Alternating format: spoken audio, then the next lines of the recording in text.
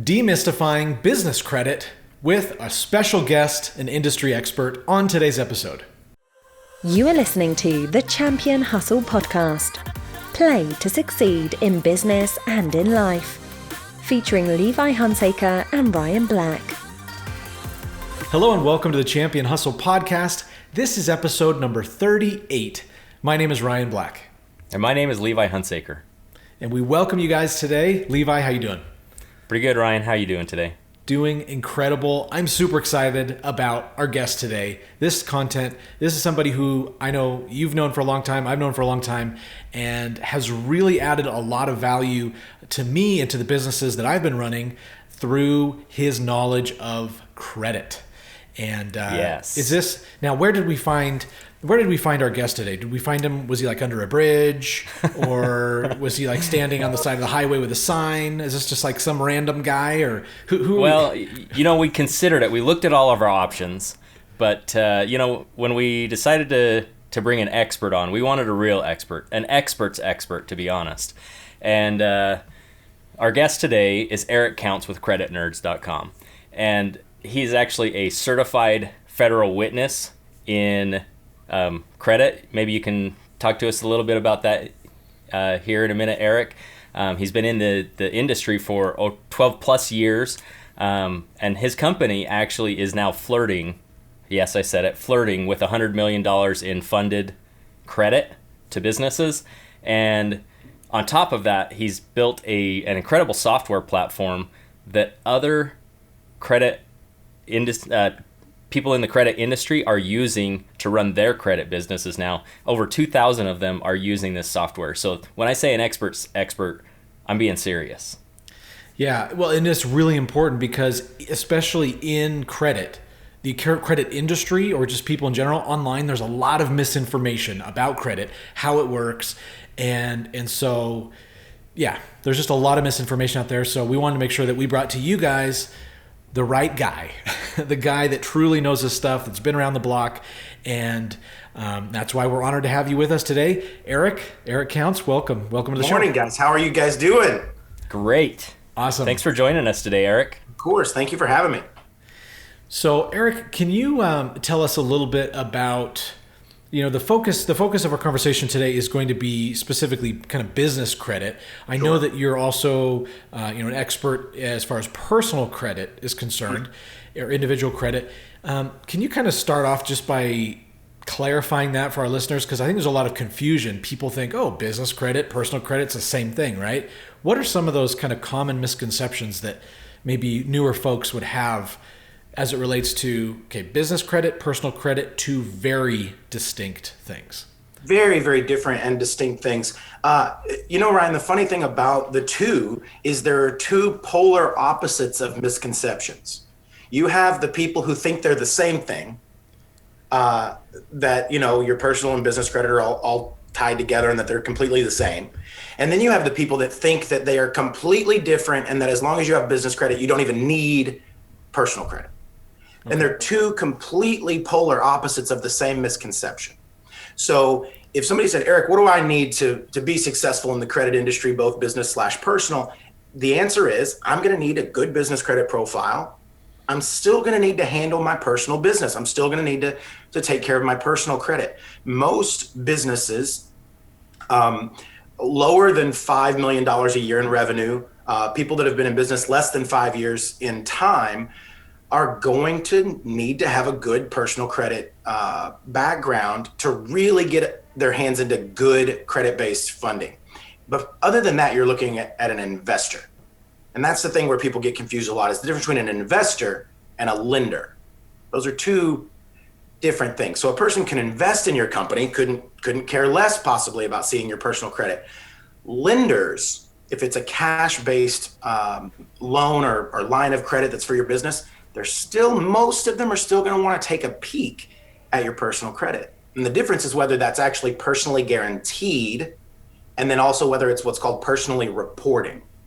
So a line of credit could be a business line of credit that is not personally guaranteed, and it doesn't report to your personal credit, but they still wanted to take a peek at your personal credit. So it's always, I've got a phrase that I say called "Don't jump the creek," and it's this ridiculous video I watched, and it's this little girl. She walked up to a creek, and there was 3 little stepstones across, and she kind of looked at the first stone and put her foot out, and she got kind of scared and pulled her foot back and tried it again, put her foot out, and was like, I don't know, and she pulled her foot back. So what she did is she walked down about 3 steps, and then she was just going to jump across because it was only a couple of feet across this creek.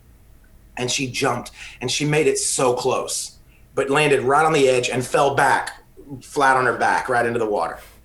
And she was totally fine. Nobody got hurt. It was a funny little video. It was just a little bit of water. But I guess the moral of that story was, if she would have just taken the little stepstones across the creek, she would have been fine. But she tried to jump and didn't make it and fell. And that's what so many business owners do, is they try to jump the creek. And those 3 little stepstones are getting your business credit in order, making sure your personal credit's in order, and then focusing on your company's revenue. Okay. So you get those 3 things, and man, money, the other side of that creek is the promised land of money. There is no shortage of business money. There's plenty of business money out there. But if you try to jump the creek and you don't get your situation in order, you fall. And that's what happens to so many businesses.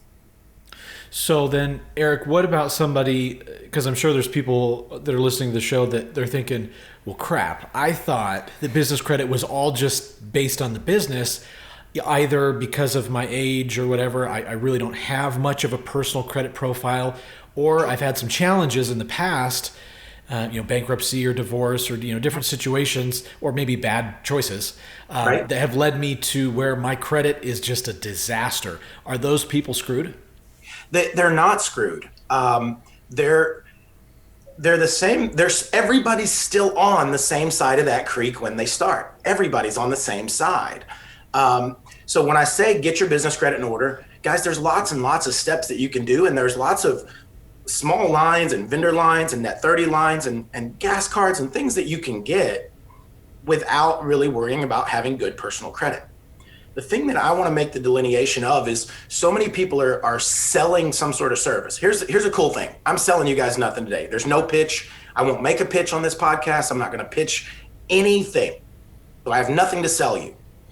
So many people are selling this business credit idea, this business credit training and business credit coaching and business credit consulting. And they're selling. In order to sell something, there has to be this big payoff at the end. So it gets oversold. And you can have horrible personal credit and get business credit. Well, that's true. So when I teach a class on business finance, and I say, can you get business credit with no personal guarantee? Yes, right? I get everybody in the crowd. Yes, get them hyped up. Can you get business credit as a startup? You can start your company today and get business credit. Is that true? Yes, that's true. Can you get business credit with no income? Yes. Can you get business credit with no revenue? Yes. Can you get business credit with no collateral? Yes. And we go through all of these different things, but the final slide says, but not all at the same time. Exactly. Right? Not all at the same time. So the idea of thinking, hey, listen, I could be homeless today and have $1 million in business credit tomorrow makes no sense. Who is lending that money? And the answer is nobody.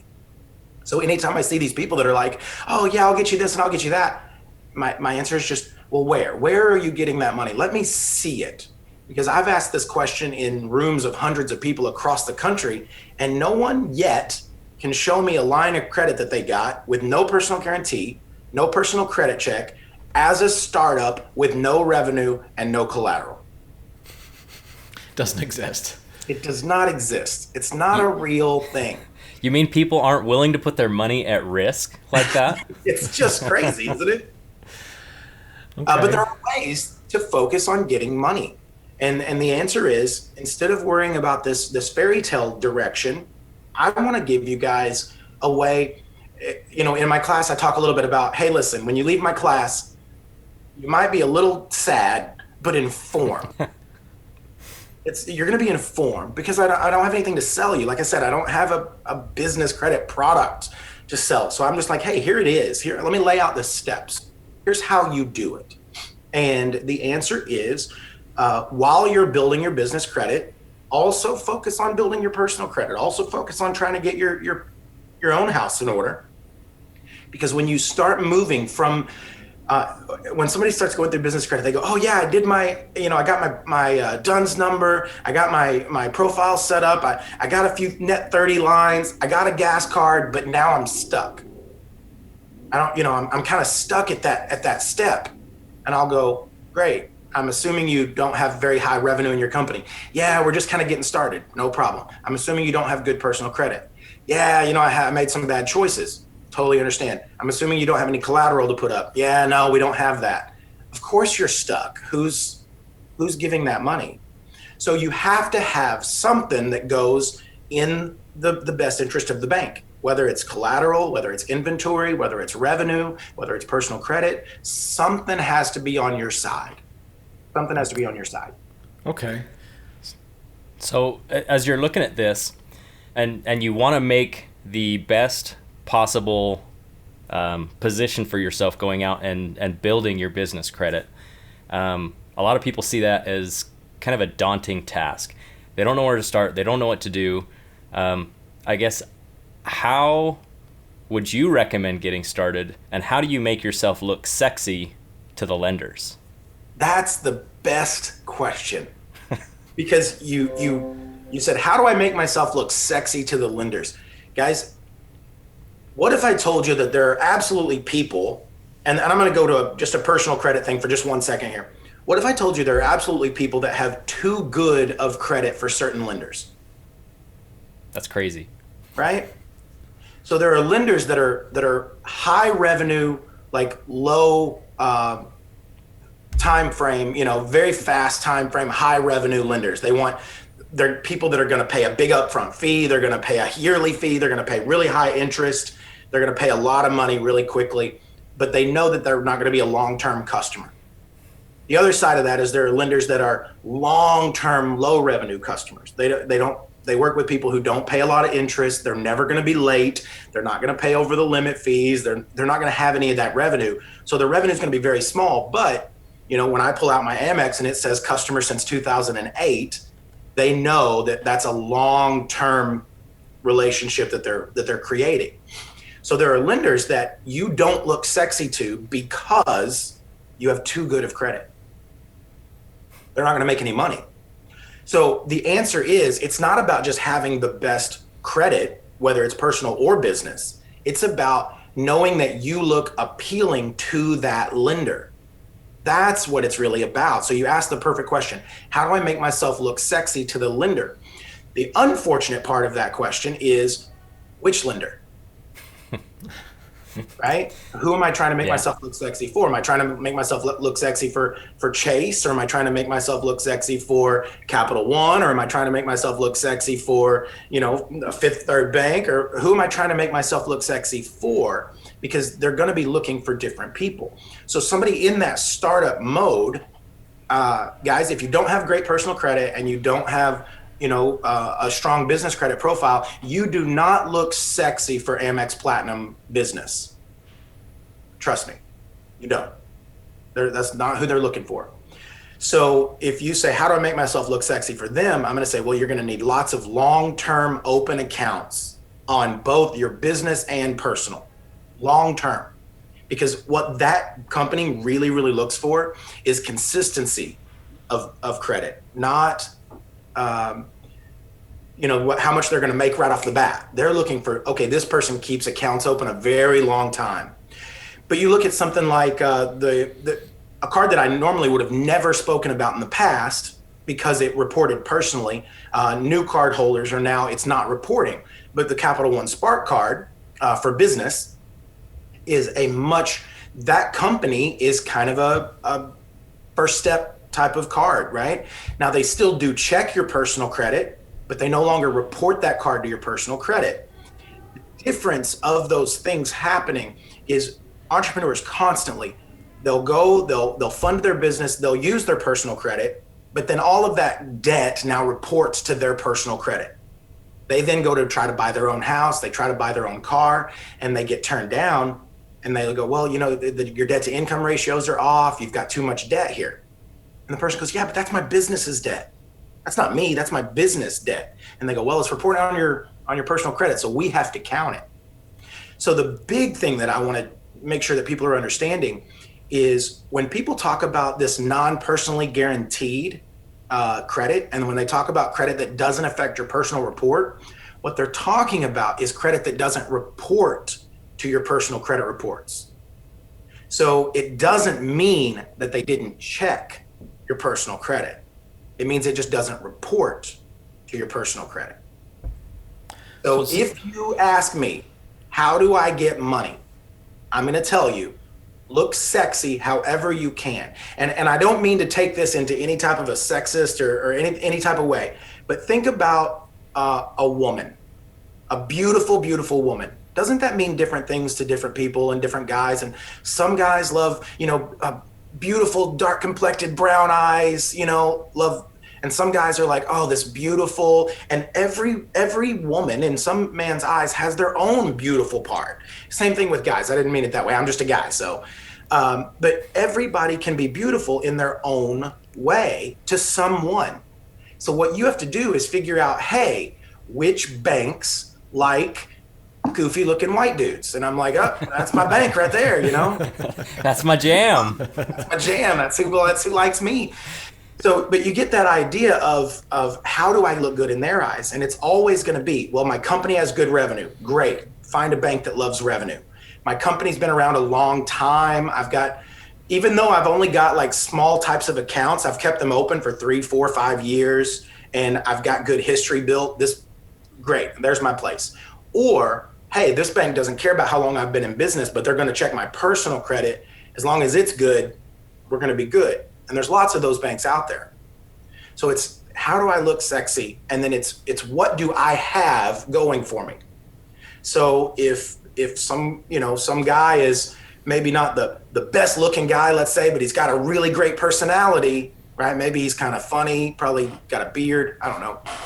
So maybe some glasses, a green t-shirt. It's exactly. But if somebody, has that thing going for them, then play that thing, play that card up, play what you have. So if you've got a long-term business, great, play that up. Talk about when you're in your application phase, make sure you're being clear on how long you've been in business and your profit and loss statements that hey, we've got 5 years, even though it's not huge growth, we've got 5 years of growth. Or, hey, we're a brand new startup, but check it out. In the first year, within the first 3 months, we're already at a state of profit here. Or, hey, you know what? I don't have any of those things, but here's my personal credit that you can check to take a peek at. What do you have going for you? And then play up your strengths. Okay. Because it also sounds like, it's really important that we have a kind of a long-term vision of what it is you're trying to achieve, because there's so many different directions that you can head with business credit. Every business is different, their needs, right? And so it really sounds like you kind of have to start with the end in mind and saying, well, maybe 2 years from now or 5 years from now or whatever, this is where we want to be. These are the types of business credit products that we want to have access to. Yes. And so that process or that journey of getting to there is going to be very different because your end goal is very different, right?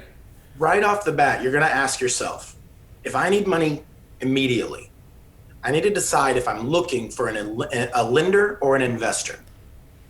That's the big thing that you need to keep in mind. If there's no financial reason that somebody would give you the money, you're not looking for a lender. You're looking for an investor.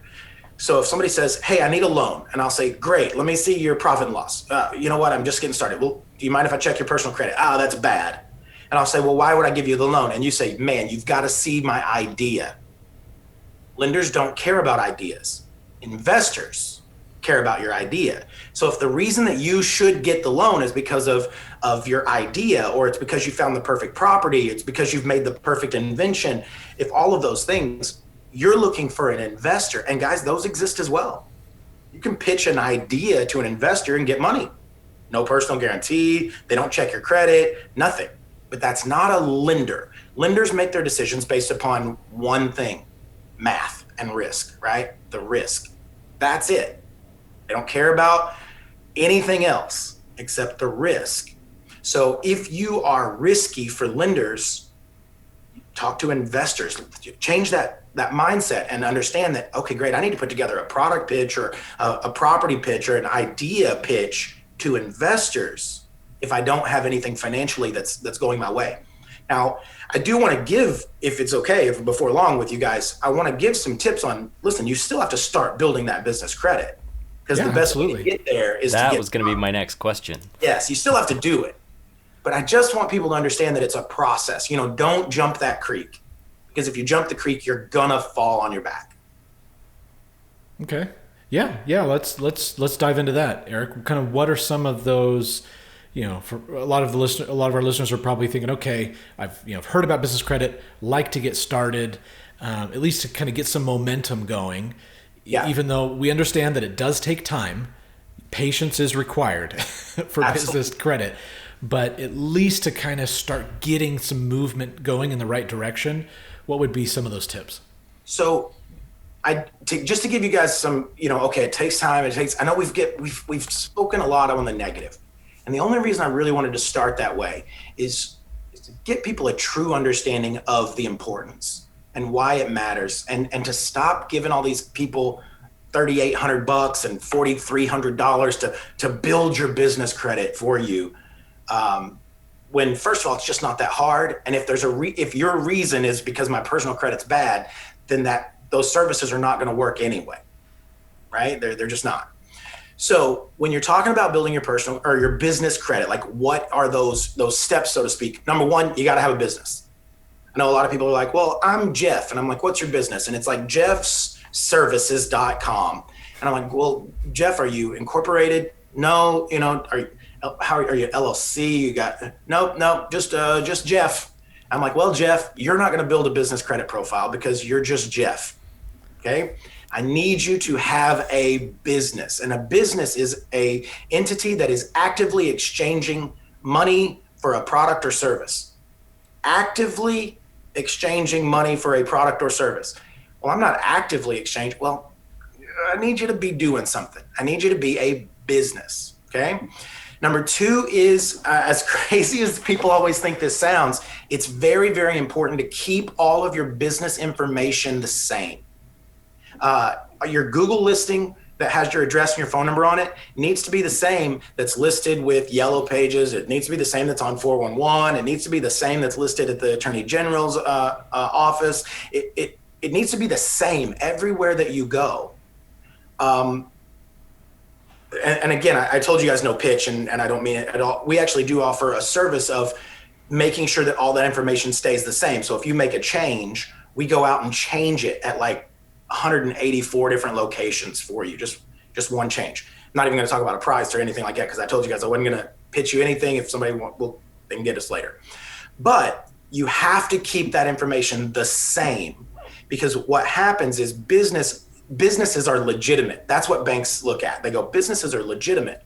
So businesses are going to have their ducks in a row. If I've got 14 different addresses listed around the internet, let's say, that means, for one, why did I have 14 business addresses ever? Was I lying to those banks about the address? Or did I move my business 14 times in the last couple of years? Like, either way, that looks bad. Right. It's also something that's important is banks like to legitimize your business without spending a lot of money. So, guys, I will tell you that there are lenders that one of the first things they do is simply look to see if you're registered on Google My Business or at 411. That's the first thing they do. Because if you're not, they're going, well, this guy's not even a legitimate business. Why would we spend a bunch of money underwriting this loan? Because it costs money to underwrite a loan. They got to pay somebody to take applications. They've got to pay. You get what I mean? Like, when you start getting into a manual underwriting process, they're paying money to tell people no. So they want to tell people no as few times as possible. As fast as possible. Yeah, as fast as possible. Get out of here. You're a no. So if you don't make the automated part, you'll never make it to the manual underwriting part. So we got to get that automated part done. You're going to want to have an employer identification number from the IRS. You're going to want to get a DUNS number. There are services, lots of services that you can pay to get you a DUNS number. You don't have to pay to get a DUNS number. You can get one absolutely for free. Okay, don't You don't have to pay for that. And in fact, if you get any credit line of your business that reports to Dun & Bradstreet, you're issued a DUNS number because that's how they report that line. So if you don't have one, if you want a DUNS number, the absolute easiest way is just get a loan or line of any kind that reports to Dun & Bradstreet in your business name, because you're issued a DUNS number, because that's how they store things. It's just your identification number at Dun & Bradstreet. So if you have any line reporting, you're getting a DUNS number. Does that make sense? Okay. Like you just get that. A big thing that a lot of people miss is business credit changed quite a bit from how it was even 5 years ago, but definitely 10 years ago. There were a lot more of these banks that did things like paydex scores, and they would look at your business score, let's say, and issue loans. What happened is they realized that the business credit system was so easy to hack. And I don't mean hack in the sense of like hacking in, but it was, you guys know that hack is just like a manipulate, right? It was so easy to manipulate that lots of people were getting these paydex scores and then getting lots of money just thrown at them. And that's what triggered all of these misconceptions. Was for a while that did work. It did. And then it didn't. And people had made a living around selling these services. So they were like, well, I'm not going to stop selling them. I'm just going to keep selling the same thing. But now it just doesn't work. You have to focus on longevity and the legitimacy of your business. So open a business bank account separate from your personal bank account. Guys, if you're putting business money into your personal bank account, you are making a huge, huge mistake on so many fronts. For one, you shouldn't do that. And guys, I'm not a tax attorney at all, not a CPA, understand that. But for one, you shouldn't do that for your tax purposes. For two, and again, not a legal attorney here, but number two, you start flirting with breaking your own corporate veil. If you're commingling those funds, you have to keep your business and personal separate, or else the court is going to go, yep, okay, great. So you're the same thing. Awesome. That means anybody that sues your business can take your personal assets. So make sure to keep them separate. That's that. But for two, it's very important to have what's called a good bank rating. And a bank rating is how these business credit lenders are looking at your bank account to help them decide if you are fundable or have good credibility. What a bank rating is going to look into a couple of things. It's going to look at your average daily balance. It's going to look at your activity, your recency of activity, and your consistency of activity. Am I consistently making deposits? So always think about, I tell people, if you really want the best advice, take yourself out of your own role and put yourself into the lender's role and think, would I lend me money? First of all, if your answer is no, that's a problem, right? Fix that. But if your answer is yes, then you ask again, we ask that question, is it because of the idea or is it because of my finances? And if it's because of the idea, investors, right? Pitch investors. If it's because of your finances, great. Now let's talk to banks. So if your business bank account has a good bank rating, that's a major play in getting business credit. That's not personally guaranteed. That's not, going to go on your personal credit report, all of those things. But if you saw two bank accounts, and Ryan, I'll ask you, if you saw two bank accounts, Levi and I are both applying. Okay. I've got an average daily balance of $50,000 in my business bank account. That means on average, I keep about 50 grand in my business bank account. Okay. Okay. Levi, on the other hand, has an average daily balance of $12,000 in his business bank account. Now, on the surface, I win. Right. But when you look a little bit further, you see that a year and a half ago, I had a $50,000 deposit. And since then, I've had 3 transactions. I spent $2,000, I had $3,000 come in, and I spent $1,000 in a year and a half. Those are the 3 transactions. Am I a legitimate business? No. No, I'm not actively exchanging money. Now, Levi, on the other hand, if you look, his average daily balance is 12 grand, but he's every day money goes in, money comes out, he's transacting, he's growing a little over time.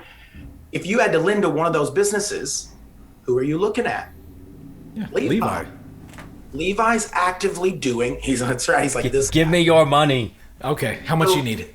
Just because a number exists doesn't mean that that's a legitimate business. So when everybody's like, how do I focus on my business, especially in credit, it's really, how do I make myself look as legitimate of a business as possible? And that means transacting business. So a good bank rating is going to be about a 5. They rank, about a 5 bank rating. And that means I want you to keep an average daily balance of $5,000 or more in your bank. 10,000 would be great if possible, right? But at least $5,000. And then I need you to transact business.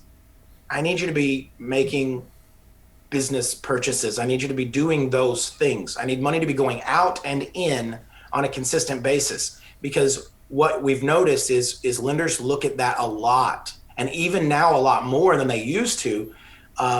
If somebody's got a really, really good business bank account, we can find money.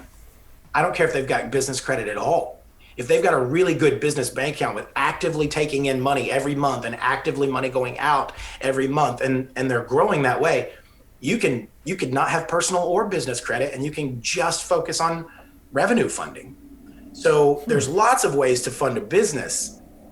Business credit is kind of one of the hardest ones to fund, because business credit is now a lot more like your personal credit used to be, that it's okay, lines open a long time, they've got great incomes, they've got all of these things playing for them.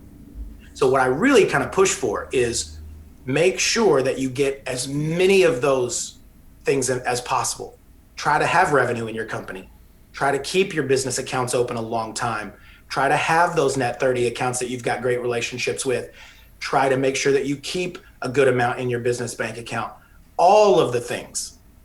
So if you meet that person, that we talked about, and they've got a great face, and she's funny, and she's really smart, and you get what I'm saying? Like that person that you meet that just goes, oh my gosh, they've got it all.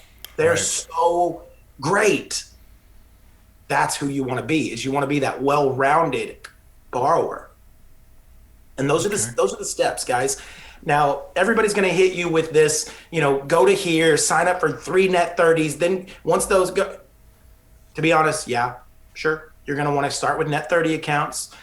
Net 30 accounts are just, guys, they're called net 30, but honestly, that's kind of a big umbrella, because there's net 60 accounts, net 90 accounts. A lot of like convenience stores get net 7 accounts, where they bring in a product in the store on, let's say, Monday, they sell all week, and then on next Monday, they bring in and refill the product, and the store has to pay for the previous week's product. So they get kind of fronted, like Coke has a Coca-Cola distributors. A lot of distributors have a net 7. So each week, you're just paying for the previous week's product. So interesting. So it's a net whatever is just an account that means after X number of days, 30, 60, 7, whatever it is, after that many days, the money's got to be in the net, right? Got to be back in the net. So net whatever. But those types of lines are easier to get because the company doesn't have as much overall risk.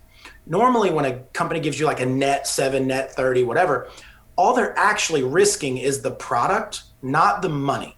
So if I give you $10,000 worth of product, I didn't give you $10,000 worth of money. I only risked however much it costs to make that product. Right. Right. So I'm only risking my bottom number. So if I can make something for $1 and I sell it to you for $3, I only risk the $1. I didn't actually risk $3. That's why it's easier to get those types of lines than it is to get cash spendable lines, because they're only risking the product. So it's easier to get a line of credit with Lowe's that's only going to offer, the lumber and, anything that you can buy at Lowe's, because they're only risking their product. Now, when you move over to like a Lowe's Business Amex, my Lowe's card, because I've got a line of credit with Lowe's, my Lowe's card, I use that for my materials and properties and things like that, because for one, I get like a 5% discount, adds up way faster than you'd imagine. But if I get a 5% discount, cool. So I use that for that. But I can technically spend my Lowe's card anywhere. Like I could go to Home Depot and pay with my Lowe's card if I decided to. No, dun dun dun. Right? So I could do that, but it's easier to get the line that you can only spend at Lowe's or only spend at Home Depot or only spend it at Walmart or only spend at Costco or only spend at Best Buy. Those are easier to get. So do get some of those. But what I want you to do is I want you to remember that business credit is not about just having the line. It's about using the line. So you have to have activity on your business credit profile. If you get that net 30 line with Granger, let's say, or if you get a net 30 line with Uline or whoever that you get that line through, if you do that and then you never use it, you're not having updates on your report. You're not getting new things reported. You're just not getting that stuff. So it's not really helping. So you have to be using it. Okay. Awesome. Well, so there's a lot of good nuggets in there, and I mean this was coming like a fire hose today. So yeah, folks are gonna have to listen to this episode a few times because there's a lot. Yeah, there's a lot that Eric's covered. I really just want everybody to understand, like I say it all the time, like when I really break down business credit at the end of the call or at the end of the class or at the end of the video, a lot of people are kind of disappointed, but informed, right? Would you rather be blissfully unaware and think that there's these magic lenders that are giving everybody money, or would you rather be intelligently informed so that you know that there are certain steps that you need to take to get money? And for me, I would rather know what steps I need to take. Yeah, Absolutely. I mean, from a business perspective, like the magic wand of credit, well, nobody knows when that's going to show up, right? But if you know the exact steps you need to take and you can control that and you can do it, well, now you've just taken control of your business and your future, especially in your finances. Absolutely. So when you're talking with your lender, there's lists. Keep in mind things change. So if you find a list online and you see that it's dated 2013, remember that list probably was correct in 2013. But there are lists of lenders and what they're going to check, what they're going to look at. So for American Express, most of their business related accounts, they check a business bureau called the Small Business Financial Exchange, the SBFE. They're not even looking at Dun & Bradstreet. They're looking at the Small Business Financial Exchange, and they're going to check your personal credit. Which Amex is going to check my personal credit? All of them are going to check your personal credit. Now those cards that are in business for Amex don't report to your personal credit. That's cool. But if you go into default, they're going to report to Dun & Bradstreet and your consumer credit file. They're checking a completely different bureau than they're even going to report you to. So they're checking one place, and if you go negative, they're going to report that to consumer credit and Dun & Bradstreet. Bank of America, on the other hand, they also check the Small Business Financial Exchange, this is a reason that it's so important that lots of companies don't even check Dun & Bradstreet. So there's so much more out there than a Paydex score, guys. So much more out there. But Bank of America doesn't report to Dun & Bradstreet, but they do report if you go negative to consumer credit bureaus, right? Yeah, so there's so many possibilities, right? There's so many different ways that you can approach this. I guess this is a hard question because it also depends on your situation, your personal finances, what your business looks like. But, for your average startup, that maybe has decent credit, not great, not horrible, like what is, I guess, the most straightforward way to get moving forward into building a business credit profile and being intentional about how to make that grow? The number one way is to start with the things that you can control, right? I can control that I have my business set up legitimately. I can control that I have a business license. I can control that I'm registered with my Secretary of State. I can control all of those things. Get yourself legitimate. That's number one. Next is starting with those net companies. And guys, keep in mind that, I know this will go a little bit deep here for 1 second, but here's who has great business credit. Walmart. Walmart has great business credit. One of the reasons is they use even like net 30, net 60, net 90 very, very effectively. So if I have a great new invention, you've seen their as seen on TV section over by the registers there of Walmart or Kmart or Target or that type of stuff, right? They've got this section and somebody's got a great new invention. They can go to the factory and say, hey, listen, we've got X number of stores. We would like to buy your widget. It costs you $1 to make the widget. You're selling them right now for $5 a piece. We would like a discount because we would like to buy 1 million of your widgets. And they go, yeah, man, I'd love to sell 1 million of these. And they say, great, can we get them for $3 instead of $5? The factory says, sure. And Walmart says, but we also want a 90-day term. And they're like, okay, yeah. So what they've done is they bought 3 million widgets, they bought 1 million widgets at $3, so they spent $3 million. They're going to sell those widgets for $10 a piece. And what they've done is they've already calculated how many they can expect to sell within the first 90 days, because they've already decided, I bet we can sell at least 300,000 of these widgets within the first 90 days. Well, what does that pay for? It paid for the entire inventory of those widgets. What do they still have left? 700,000 of those widgets. So you notice how when something goes into Walmart, it's got a higher price for the first 3 months, and then it gets dumped over into that discount?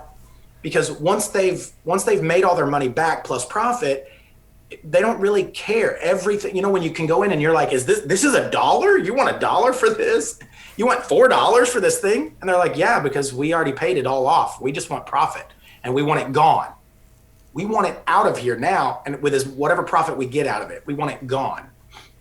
So using net 30, 60, and 90 lines, guys, if let's say I've got a great net 30 line with a print shop or a printing and shipping.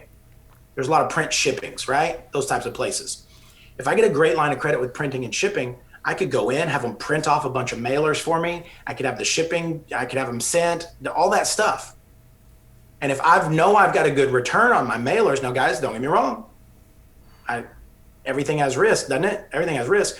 But if I know that I've got this great mailer that I always get a good return on, awesome. I could do it that way, get some return, pay my line. So don't think that net 30 lines are just a stepping stone in the building process. They can be very, very effective if you're using them properly and saying, how can I use this to create profit? Don't just think, how do I use this to build my profile? How do I actually make profit with this line? So some companies that at the time of this recording, fair enough? At the time of recording, some companies that offer like net type of lines, Advanced Auto Parts. I've got a list here in front of me in case you're like, man, he knows them in alphabetical order. He does not. Advanced Auto Parts. Amazon actually offers a net line of credit, and it's pretty easy to get approved. Honestly, for anybody that was just getting started and they asked me, Eric, what should my first line of credit be? Get an Amazon net line of credit. A lot of times they'll offer you net 30, net 60, net 90. Some businesses, they even offer right out of the bat $1,000 that has very minimal if any type of real credit requirements for your business. So Amazon. And what's not on Amazon? What are you buying that isn't on Amazon? Yeah, everything's there. So, Gimplers, Grainger, Home Depot offers some net 30s and 60s, Lowe's, Quill, Staples, Uline, Wayfair, UPS. Those weren't in alphabetical order, those last two. But, guys, those exist. Office Depot, Office Max, those types of things. But remember, then use them, because just having it, excuse me, just having it doesn't work. I need you to actively use it. Okay. Then you move forward. And we're going to move into some actual quote unquote credit card types of lines. And the easiest way is through gas lines, gas cards.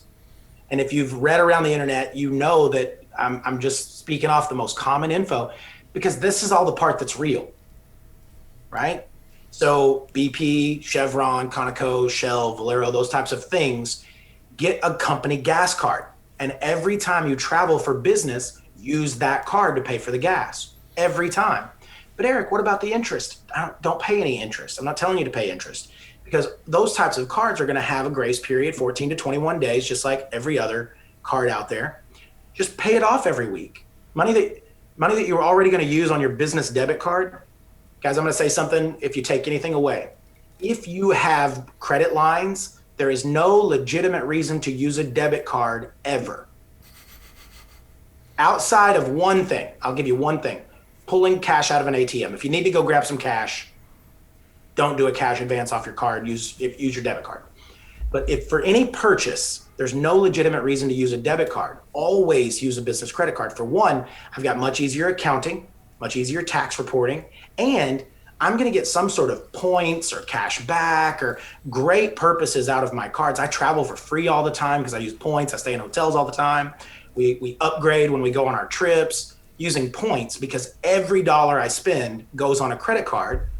I pay mine weekly because it was money that I was already going to spend. The difference in utilizing a credit card as a tool versus a way to hold debt is night and day. Credit cards are not a good place to hold debt, but they're a phenomenal tool for transacting your financial business. So always use a credit card. But then you're going to move up one more step, and you're going to start getting with lenders and finance companies, right? Your lending clubs, you're on Dex, Quarter Spot. This is where I kind of start, poking my head into the game at gogfo.com. But utilizing those types of financing companies to get finance for your business. And then if you've used that stuff for a little while, then real legitimate business lenders are going to be looking at you as an option. But if you've never used any of those things and you've never created a history, they're going to go, okay, I understand that. No worries. You've never created a history. Got to start somewhere. So instead, let's take a look at your business finances. Let's look at your revenue. Let's look at your collateral. Do you own your building? Nope. I'm just leasing the building. Well, how's your revenue? We're just getting started. What about your inventory? We're a service-based business. We don't have any inventory. Do you have any collateral? No. Okay, well then can we check your personal credit? Nope. Can't do that either. But give me $1 million unsecured. Give me $1 million. Yeah. And that's the thing. I think a lot of people get into that game and they think, oh, well, just give me money. Well, yeah. What are you offering in return? Besides, what do you have to offer? Yeah. Start there. Wow. That's the way it is, man. Lots of gold in there, and honestly, that Walmart net 90 strategy, it's got my wheels turning, Eric. Dude, yeah. I'm telling you right now, people take those lines because they're the easy stuff, that's the junk stuff that I just have to get out of the way to build. I don't know, man. There's some major value there if you use those strategically. Yeah, that kind of opened Pandora's box for me as well. I'm like, okay, time to start a new business based off of net 30 and 60 lines. How can I grow it and scale it with no money out of pocket? How do I get something in my hands that I can sell for more or turn around into profit and then come out ahead? That's what matters. Yeah. That's what business is. Man, that is so cool. So lots of gold today. So hopefully for those of you listening, this has helped kind of demystify this business credit process. And Eric said he wasn't going to pitch, but I'm going to do it for him. His business, like as you got into listening to all of these things and which lender to match yourself up with, he has built a business around knowing how to match people up with the right lenders to get them the credit that they need. And we all know that access to capital is one of the biggest drivers of helping your business grow and scale. Absolutely. So if you are to a point you're like, okay, I want to grow, I want to get access to capital, and I just don't even know the next step, give Eric a call. Go to creditnerds.com, check him out. They can help. Yeah. And not just with the business credit, also with personal credit too. If you're in that position that we mentioned earlier where you've had some challenges, it's both sides, business credit, personal credit. I personally also have worked with Eric for many years, and it's great. It's been great working with him. Guys, on the personal credit side, and the place that I would like to start, if I did pitch anything, and you'll see the route I'm taking here. If I did pitch anything, it's, guys, get your personal credit in order, and the doors open, right? They just open. So when you have business, you have to really build. You have to start somewhere. You have to have something to offer. Start with your personal. Now, at creditnerds.com, you get there, the button says, I want to repair my credit. Guys, it is free. And it's legitimate, good old fashioned, you don't have to give me your credit card number type of free. The only requirement of our service is that you keep an open 3-bureau premium monitoring account. That costs $39.95 a month. It's paid to the monitoring account company. We do require a specific one. And yes, of course, because I'm a business person, of course we get a marketing fee out of that. But that's between us and them. You have to have a monitoring account no matter where you get your credit repaired. But we do credit repair 100% for free. As long as you keep the monitoring account open, we'll work on the file at no cost. Why are we doing that? Why would I offer that? It's because I know that when we can get people's personal credit in order, money starts becoming a lot easier. And then they move over and use our funding services. And that's where we make our money. But I'm like, let me just build my own customer base here by repairing credit for no cost. So our credit repair services are the good old fashioned free kind of free. And the reason we do it is because we want to turn you into a customer of getting money. Well, and then a customer that will continue to grow and scale and build new businesses. And that's how you create a long-term win-win relationship. That's right. Win-win-win. And we like that win-win because we don't trick the banks. We help people become the right type of borrower that the banks actually want. So a lot of companies, they try to trick the bank. So it's a win-win-lose. The company wins, the customer wins, but the bank loses because the bank got tricked into giving you money that you shouldn't have. We committed a crime at that point. A lot of funding companies, a large national-based funding company was just shut down because they were providing false documents to banks. That's a federal crime.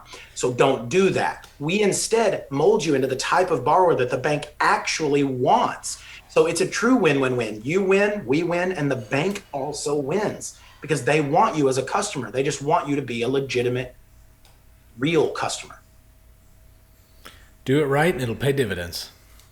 Love it. Absolutely. Fly, you fly. There's an old story. I won't take any more of your time. My wife and I drove everywhere because we didn't have anything. We would go to these training events. We would drive for hours and hours and hours to go. And then we would get there and they would say, you drove? Wasn't it like 20 hours? I'm like, yeah, we just loved the trip and blah, blah, blah.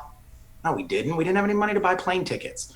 And we started at one point, we said, we will only do 100% compliant business, no trickiness, no shadiness, no nothing.